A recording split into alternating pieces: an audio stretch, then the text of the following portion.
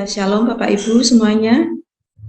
Puji Tuhan, hari ini kita bisa melanjutkan kontekstual Bible reading. Kita sampai di Titus pasal 3, saya persilahkan. Titus pasal 3 ayat 1-15. Titus 3. Ingatkanlah mereka supaya mereka tunduk pada pemerintah dan orang-orang yang berkuasa, taat dan siap untuk melakukan setiap pekerjaan yang baik. Janganlah mereka memfitnah, janganlah mereka bertengkar, hendaklah mereka selalu ramah dan bersikap lemah lembut terhadap semua orang, karena dahulu kita juga hidup dalam kejahilan, tidak taat, sesat, menjadi hamba berbagai-bagai nafsu dan keinginan, hidup dalam kejahatan dan kedengkian, keji, saling membenci.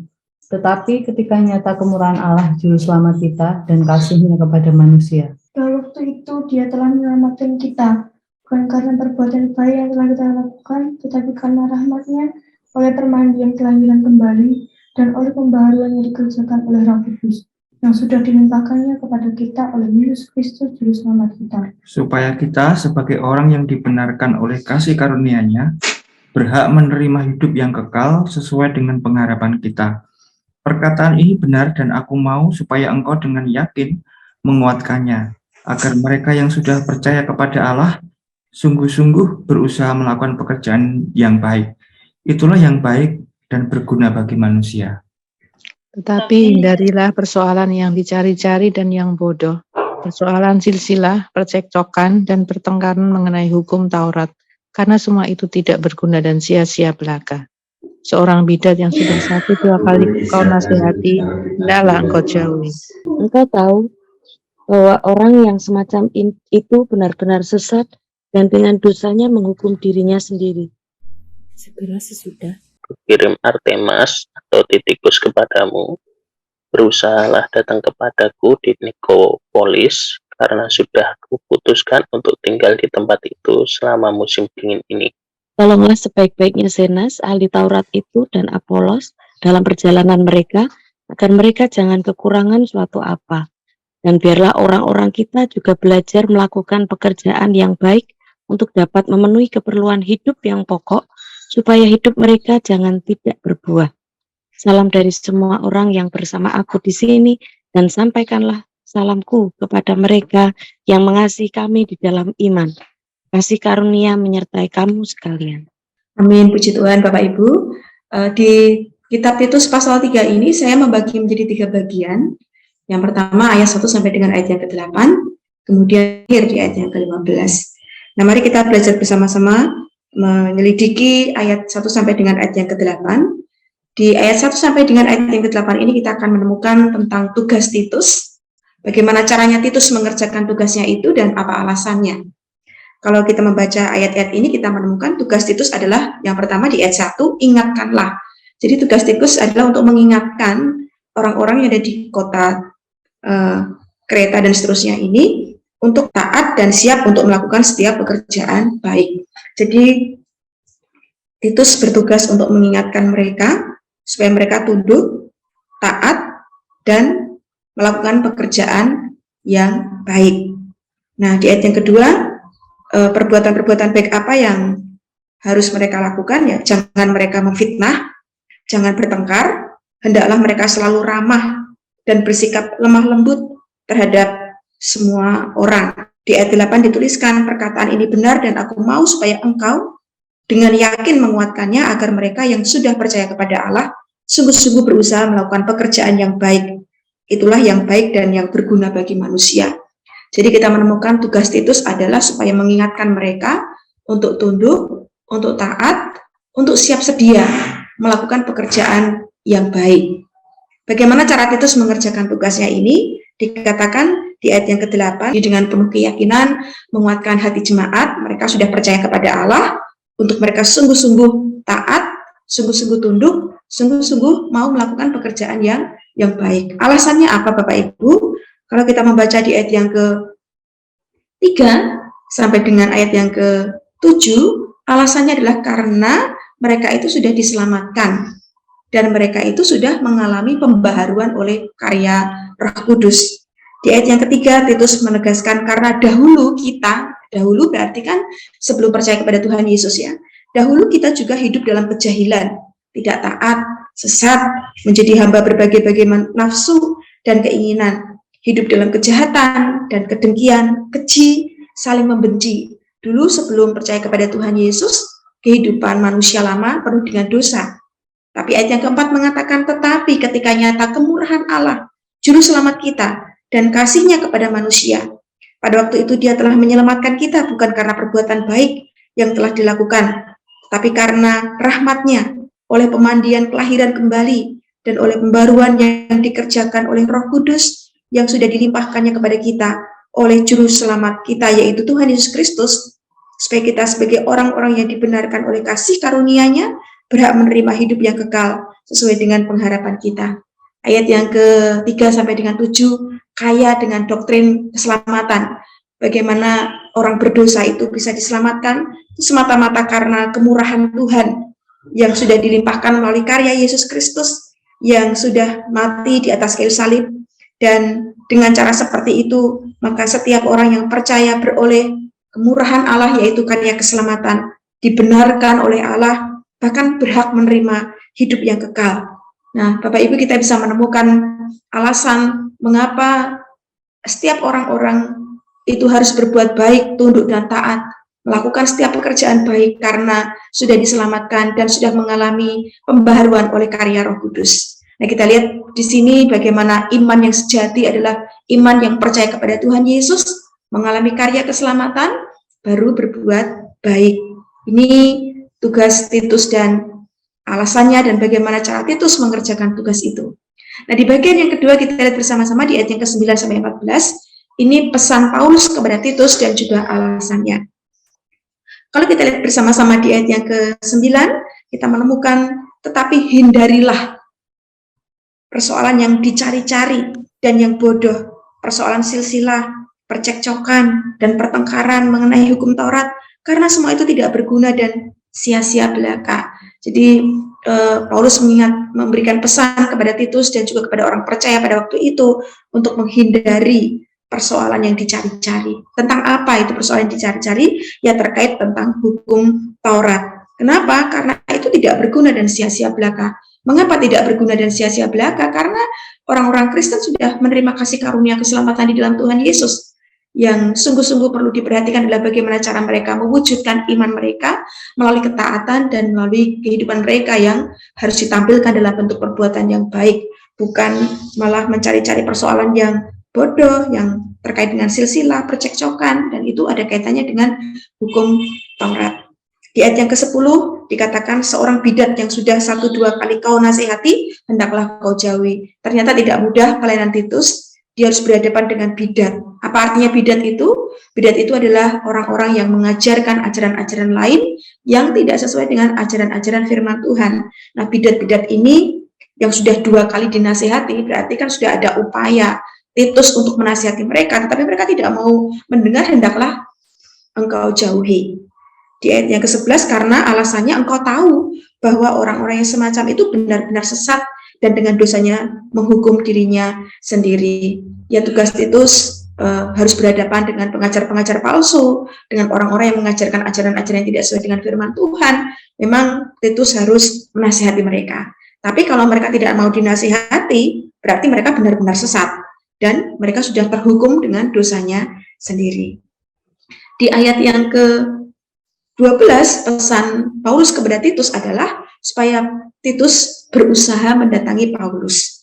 Dikatakan di ayat yang ke-12, segera sudah kukirim Artemas atau Tikikus kepadamu, berusahalah datang kepadaku di Nikopolis, karena sudah kuputuskan untuk tinggal di tempat itu selama musim dingin ini. Ini sudah satu relasi yang indah dalam sebuah kerja tim, di dalam sebuah pelayanan ya. Kita lihat bersama-sama ada nama-nama yang disebut di sini, ada Artemas, ada Tikikus. 2 orang ini akan diutus Titus menggantikan diutus Paulus untuk menggantikan Titus. Sementara ada Artemas, ada Tikikus, Paulus minta supaya Titus mengunjungi Paulus. Dikatakan berusahalah datang kepadaku. Ini kita bisa melihat bagaimana Tuhan berkarya dalam sebuah pelayanan itu melalui kerja tim. Ada orang-orang yang disuruh, diutus, ditetapkan Tuhan untuk melayani bersama-sama, ya saling menguatkan, saling menolong, dan kita lihat betapa indahnya fellowship di antara rekan sekerja Paulus. Mereka satu visi misi sehingga mereka bisa bergerak pada satu tujuan yang sama untuk melayani Tuhan, menolong kehidupan rohani orang-orang percaya. Dan ini satu permintaan, berusahalah mendatangi Paulus di Nikopolis. Di pesan berikutnya di ayat yang ke-13, tolonglah sebaik-baiknya Zenas ahli Taurat itu dan juga Apolos dalam perjalanan mereka, agar mereka jangan kekurangan suatu apa. Ini juga permohonan khusus Paulus kepada Titus untuk menolong hamba-hamba Tuhan dalam perjalanan pelayanan mereka, supaya Titus menolong mereka agar mereka jangan kekurangan suatu apa. Ini jadi satu dukungan juga dalam sebuah pelayanan di mana Titus diminta untuk menolong hamba-hamba Tuhan dalam segala macam kebutuhan-kebutuhan mereka, sehingga di dalam pelayanan itu tidak ada halangan, tidak ada hambatan, ya saling support, sehingga mereka tidak kekurangan apa-apa. Kalau kita membaca di ayat yang ke-14, di situ juga dikatakan, biarlah orang-orang kita juga belajar melakukan pekerjaan yang baik untuk dapat memenuhi keperluan hidup yang pokok, supaya hidup mereka jangan tidak berbuah. Kalau saya secara pribadi yang membaca di ayat yang ke-13 sampai 14 ini, saya melihat ada satu fellowship yang indah, relasi yang indah di antara rekan sepelayanan, ya saling menolong, yang mana yang kurang dicukupkan, ya mana yang butuh disediakan, satu dengan yang lain itu saling menolong. Ini satu fellowship yang sangat baik, satu kerja tim yang sangat indah, ya untuk saling menolong satu dengan yang lain. Nah, pasal yang ketiga ini ditutup dengan salam. Ya kita tahu bahwa surat-surat Paulus itu memang sangat sistematis. Kita bisa melihat bagaimana struktur surat Rasul Paulus itu selalu ada salam pembuka, kemudian ada isi surat, kemudian ada salam penutup. Nah, di salam penutup ini Paulus mengatakan salam dari semua orang yang bersama aku di sini. Jadi ternyata Paulus tidak sendirian, ada orang-orang yang bersama dengan Paulus, itu juga menitipkan salam. Dan sampaikanlah salamku kepada mereka yang mengasihi kami dalam iman. Mengasihi kami dalam iman. Ini satu fellowship yang hangat di antara orang-orang percaya. Paulus bersama dengan orang-orang yang lain pada waktu itu menitipkan salam kepada jemaat, dan secara khusus dia menyampaikan salam ya, untuk orang-orang yang mengasihi dalam iman. Kasih karunia menyertai kamu sekalian. Ini satu perkataan salam yang indah, salam yang hangat, salam yang menguatkan, salam yang meneduhkan hati, ya kasih karunia menyertai kamu ya. Kalau kita saling berkirim salam gitu ya, tentu kalimat-kalimat yang kita sampaikan adalah kalimat-kalimat yang membangun iman, kalimat-kalimat yang menguatkan, sehingga orang yang mendengar salam itu pun beroleh kasih karunia. Nah, Bapak Ibu, saya menemukan amal teks dari pasal yang ketiga dari kitab Titus ini. Amal teks yang ditemukan adalah bukti keselamatan atau kelahiran baru dan pembaharuan hidup oleh Roh Kudus. Jadi Roh Kudus berkarya dalam pembaharuan hidup orang percaya adalah melakukan perbuatan baik. Inilah yang baik dan berguna. Jadi karya keselamatan di dalam Yesus Kristus yang membuat seseorang itu menjadi lahir baru, dan pembaharuan hidup terus-menerus di dalam kehidupan iman itu dikerjakan oleh Roh Kudus, akan nampak dengan wujud praktis, yaitu perbuatan baik. Perbuatan baik tentu kita pahami bukan sebagai syarat untuk kita mendapatkan kasih karunia keselamatan, karena keselamatan adalah karena anugerah Tuhan, tapi justru perbuatan baik itu sebagai wujud di mana kita adalah orang-orang yang sudah diselamatkan karena kasih karunia Tuhan. Aplikasinya adalah, apakah saudara, Bapak, Ibu, dan juga saya sudah melakukan perbuatan baik sebagai bukti keselamatan, kelahiran baru, dan pembaharuan hidup oleh Roh Kudus. Mari hari ini kita akan terus hidup dalam perbuatan yang baik sebagai satu respon di mana kita adalah orang-orang yang sudah diselamatkan karena kemurahan kasih anugerah Tuhan dalam kehidupan kita. Selamat pagi, selamat beraktivitas. Tuhan Yesus senantiasa menolong kita untuk hari ini. Tuhan memberkati. Terima kasih Mbak Evi yang sudah menyampaikan firman Tuhan. Ini adalah kesempatan buat kita untuk menyatakan kasih Kristus yang sudah menyelamatkan kita. Biarlah kita akan bersyukur kepada Tuhan untuk keselamatan yang Tuhan berikan dan pekerjaan baik yang Tuhan sudah nyatakan dalam hidup kita. Kita akan teruskan, kita akan pujikan Ku ada.